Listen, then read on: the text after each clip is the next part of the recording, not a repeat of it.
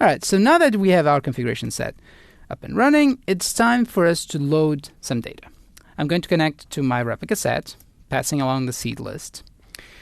And on database M201, very original again, and in collection restaurants, I'm going to load my restaurants.json, our famous file that I've been working with throughout this course. After we inserted all documents into our brand new replica set, it's then time to run some queries.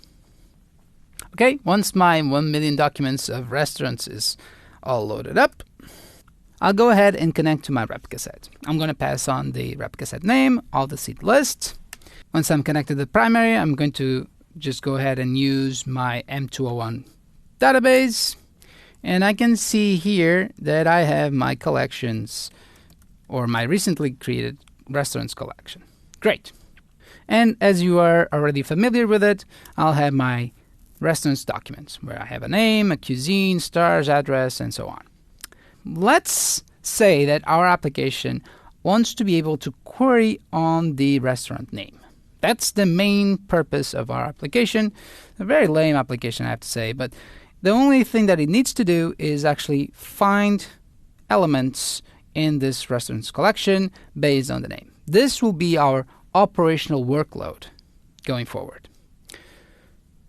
To do that, we will probably, as you probably figured out already, need to create an index to support such a query, so it's optimized.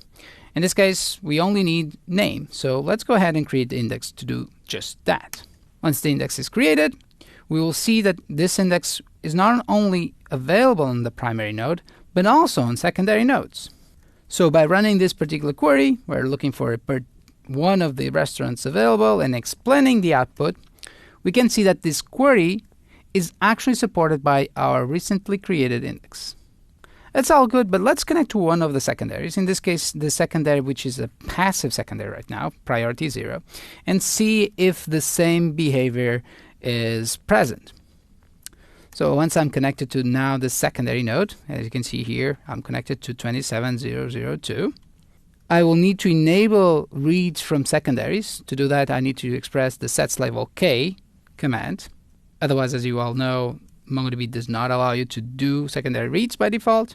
You need to explicitly enable that. Once I do this and run exactly the same explain command on the exact same query, I can see that the same winning plan and execution stats apply.